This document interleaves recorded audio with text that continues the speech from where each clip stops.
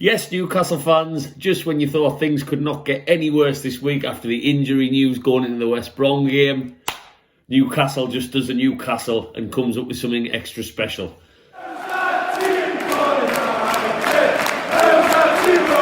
So, the news broke to us late last night from Craig Hope in the Daily Mail, an exclusive, that apparently this week there has been a bust-up between Steve Bruce and Matt Ritchie. The bust-up coming originally from the confusion over Wolves' equalising goal on Saturday. If you did get a chance to see Jamie Carragher and the Sky Sports crew look into that a bit further, I would recommend to do so.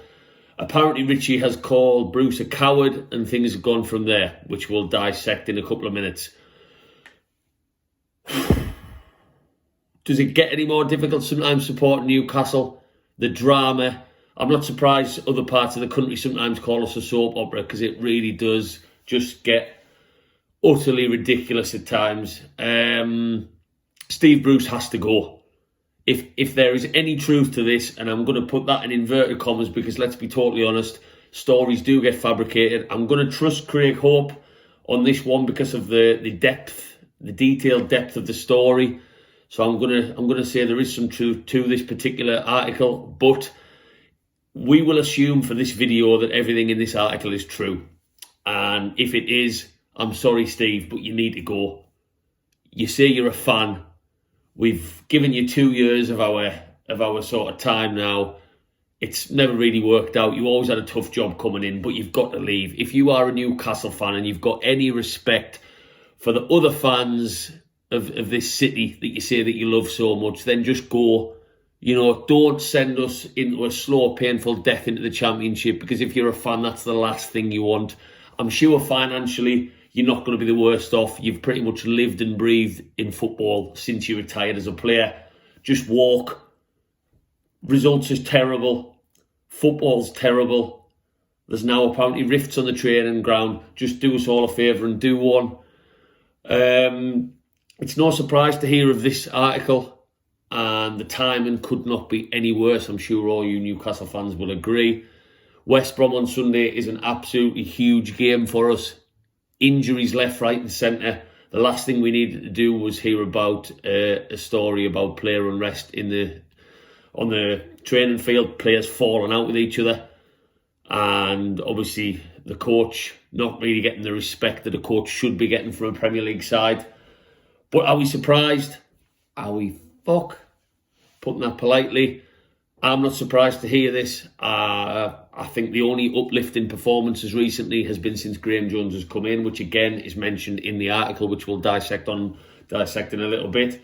Please get in the comments first and foremost. I want to know what you Newcastle fans think. I put a post on our Facebook and our Instagram page. The comments have been coming in thick and fast. Opinions. Most obviously wanting Bruce to leave. Most disgusted to hear this. Some people a little bit on the fence of how much truth there is in the article. But it's never boring, is it? There's never a dull day supporting this team, and normally not for good reasons. So, the article, for any of you who haven't had a chance to read it in depth, I will break it down.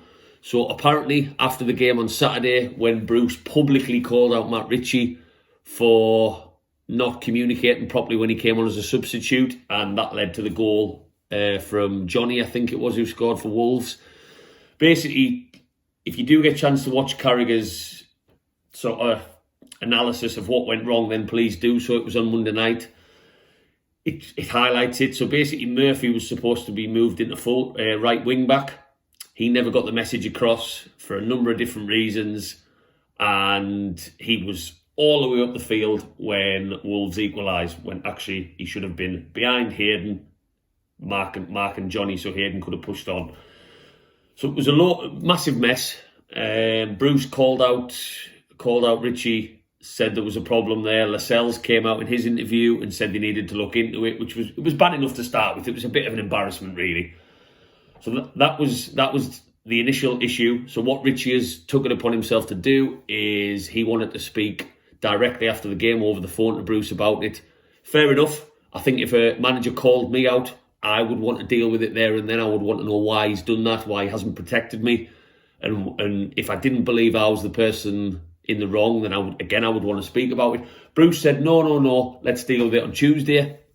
Tuesday comes around and Bruce gets his assistant, Steve Agnew. I think I'm pronouncing that right. Is it Agnew? Agnew. He gets his assistant to tell Ritchie on the training ground to go to Bruce's office. Ritchie's first reaction to that is, nah, I'm not going to speak to that coward. And things go from there. So again, my first reaction to that, I do not blame Ritchie. I know he's a bit of a hothead. We all know he's a Scottish hothead with these corner flag antics. He's barking at players on the field. But if I was a player and I wanted to speak to a manager directly straight after the game and I got told no, that would frustrate me. If then on the first day back in training, the coach does not approach me directly, he gets one of his assistants to pass on the message to come and see me in the office, again, that would probably piss me off. Bearing in mind these players are probably up to their back teeth with Steve Bruce at this point and already sick of him as a manager. So from there, Bruce comes out. His response to the coward comment is, after everything I've done for you. Bit of a strange one.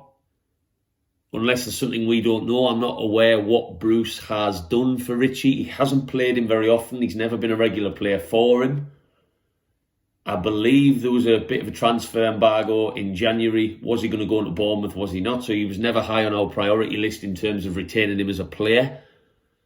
I'm baffled. If any of you guys know, please let me know what Bruce could have done for him in his time at Newcastle. I think Ritchie thrived a lot more under Benitez, if I'm being honest. Bruce's next comment is, what are you going to do about it? Are you going to go to Chanley? Which apparently is a dig at the fact that he believes a lot of players are reporting things to Chanley about bad management, about problems on the training ground, problems on the pitch. Again, it's farcical. If the players are maybe reporting things to the managing director just under Ashley about issues on the training ground, what does that say about the respect our players have for this idiot? It just beggars belief. And again, I'm going to base everything in this video off the fact that this article is 100% true. The article then goes on to say that there was a bit of a barge of shoulder into Ritchie from Bruce. Ritchie didn't retaliate, but that was what caused an initial scuffus, if you like. Scuffus. Comments then go on to say in the article from Craig Hope that the players all decided to back and side with Ritchie because they haven't had faith in Bruce for a long time now. Bruce tried to blame Graham Jones for the problems on Saturday in communication, to which the players did not buy that. The players' reaction to that was, it's never Jones's fault. The players actually want Jones to take over for the rest of the season if we had to avoid relegation. I mean, again, let's just break this down step by step. This is ridiculous. Our players don't want the current manager in charge. They want a bloke to take over who has only been around for best part of a month. I mean, everyone bigs up Bruce's man management. Yes, he's good with his man management. He might not be a tactical genius, but man management's his strong point. And I thought that for a while, because I looked at Steve Bruce and I thought, seems like a bloke you'd go for a pint with. Probably is a nice down-to-earth fella. And I think the likes, from what we've read for the last year and a half, the likes of Shelvey, Maximin, they've probably liked Bruce to a certain point because they get extra days off. They get, turning late to training because they had a heavy night the night before. Oh, it's all right, just make sure it doesn't happen again. He's one of them sorts of blokes. If you're a big player for the club, like the likes of Maximin, you're going to get away with stuff. You're going to get those extra days off. I think Danny Rose, when he came on loan from Tottenham, said that the biggest thing for him going from someone like Mourinho to Bruce was the fact that you get 2 to 3 days off, whereas Mourinho was only giving them 1. That's the kind of man management that I think Bruce has maybe been good for or seen as good for by the players. But that only gets you so far.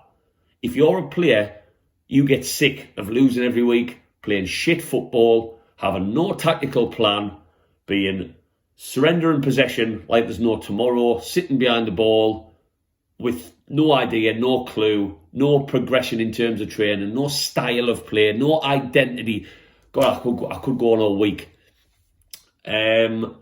that only gets so far. So I think you take the man management side out of it. I think the players have started to see through that. And this Graham Jones has come in, as I've said from day one, I'll say to anyone who will listen to me, he's come in. We got a fantastic performance at Everton, probably the best we've played all season. That was the first game since Graham Jones had come in. So I'm instantly thinking, something's not right with this. He's come in, we're playing absolutely cracking. Something's not right. And then our style of play has changed. We have more possession. We've changed to a 4-3-3, which has worked better for us. We're not sitting behind the ball. We're not just playing counter-attack. And it's all since Graham Jones has come in. So is it any surprise to hear that the players are picking up on this and the players want him in charge for the rest of the season instead of Bruce? No, because all the players are seeing is exactly what us fans are seeing. Exactly the same stuff, apart from they see more than us, because they see all the stuff that the idiot Bruce on the training ground fails to do. You know, you hear the stories. We can only base off what we hear on the training ground. Jack Grealish saying that when Bruce was at Aston Villa, he would drop the ball down and just let them crack on like kids on a playground. And it's no surprise to hear that there is not one bit of faith. I think the players' interviews have come across slightly sick of it. Lascelles on Saturday, we need to start picking up results. It's all right playing, but just the players seem wound up.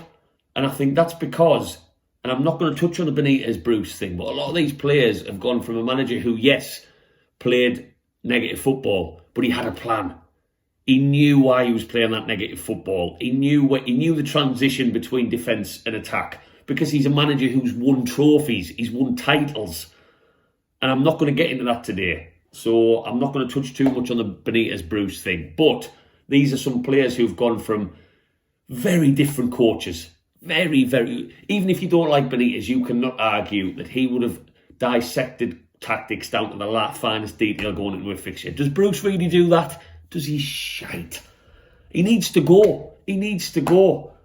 And I think, you know, we've been here before with this sort of stuff getting out of the press. This is terrible that this has got out of the press, because it looks bad for Ashley, it looks bad for the football club, it's bad for morale, because all the players are going to read in the next couple of days, leading up to this huge West Brom game, is negative, negative, negative, negative. He needs to go, he needs to go, he shouldn't have done that, did that happen, blah, blah, blah. The interviews are going to come thick and fast. Bruce is going to get hounded today. He'll come out with the usual shite. Daffodils, daffodils, daffodils, daffodils. He's going to come out with mass hysteria. The mighty Rafa. Lies, it's all lies. Me and Matt Ritchie are fine. He might even be playing at the weekend. You know he's going to come out with some absolute shite in the press conference, because his press conferences as a Premier League professional manager have been absolutely nothing short of disgraceful since he's been in charge of us. And that's another reason that the disconnect between us and him has fallen. The last couple of months, they've just got worse and worse and worse. He doesn't like criticism. More signs that he can't cope. He's failing as a manager. He can't handle the fact that he knows that he's out of his depth, and that comes out in the press conferences for me.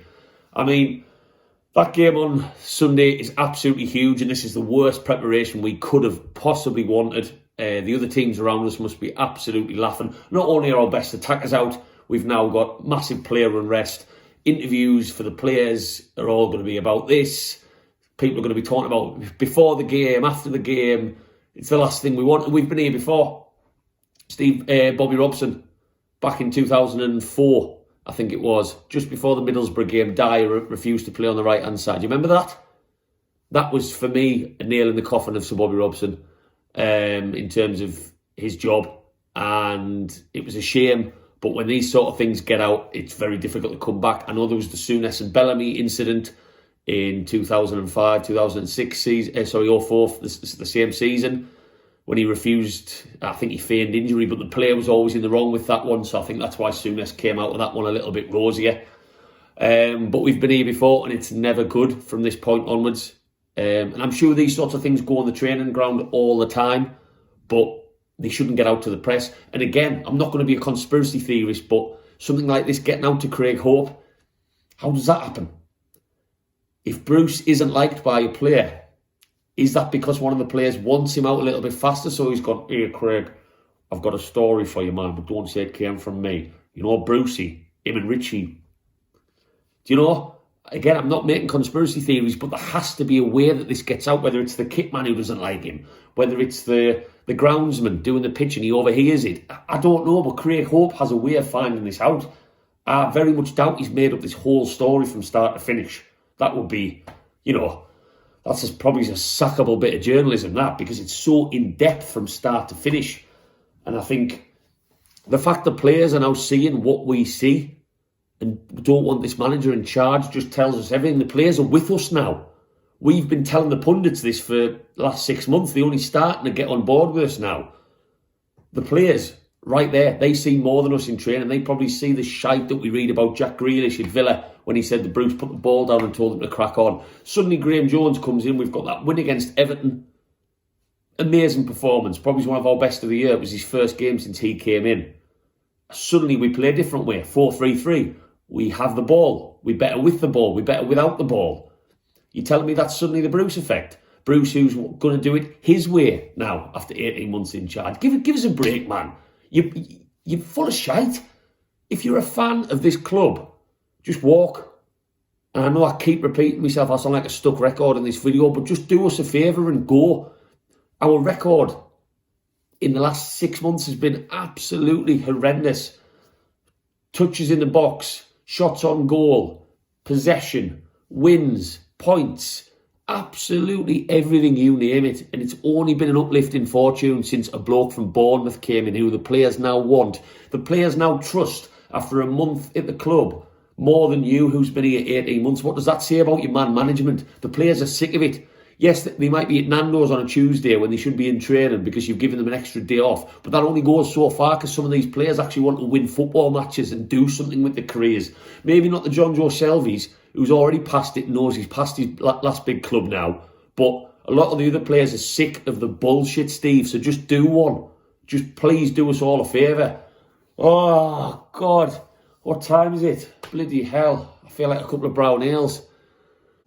And if you're watching this, Mike, not that you ever will be, from your private jet or your Burger King that you've got nearby in your mansion, but if you are watching this, just do the right thing and get rid of him. Because do you know why?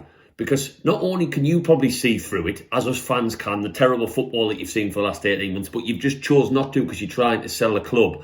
But do you not realise that if this man stays in charge, we are going to slowly creep to a relegation? You're going to get 200 million less for your football club. We are going to plummet into the Championship. Look at our neighbours down the road, the Mackhams. Look where they are, sitting tight in League One for like the last 2 or 3 seasons. There's no saying we'll come straight back up. So you're not going to get out of us or sell us any faster than what you want unless you do the right thing and get a manager in quickly. Learn from your past mistakes in the awful relegations we've had in your tenure in the past. Shiva coming in with 9 games left. Benitez coming in with a couple of months left. It doesn't work. You've got Graham Jones, who's doing a cracking job, clearly, since he's come in. Find out who he wants to work with him, because he's been around football for long enough. Make a change now before it's too late. Like what Flag said on the banner that I'm sure you probably saw, even if you say that you didn't, act late or seal your fate. So if you're trying to sell us to the Saudis, or whoever the fuck's got enough money, because I'm sure you don't really care, do us a favour and get this bloke out of our club, because he's an embarrassment on the football pitch. He's an embarrassment in the press conferences. And us as Newcastle fans, no surprise, not that you give a shit about us at all, because it's a business for you, but we are sick to the back teeth and we are not stupid. We can see how bad things are. So do us a favour, now that this story's out in the press, use it as an opportunity to get rid of this bloke who's not respected, and do us all a favour. And let's see a decent end of the season, and hopefully we can stay up. Because we are better, we've got a better squad on paper than the likes of Fulham, West Brom, Sheffield United. We're just not using it because the man we have in charge is an absolute buffoon. Oh, right. I'll be checking back in for a West Brom match preview. I might have calmed down by then, might have a smile on my face. Doubtful, but I'm probably going to go and neck a couple of brown ales now. So please like and subscribe. Let us know in the comments your thoughts on the Ritchie Bruce falling out, chances of staying up, whatever you want to bark at me, please do so. Get Black and White Bandit on Facebook and Instagram. The comments have been coming in thick and fast the last 24 hours on everything that's happened since this story broke last night. And I'll catch up with you soon.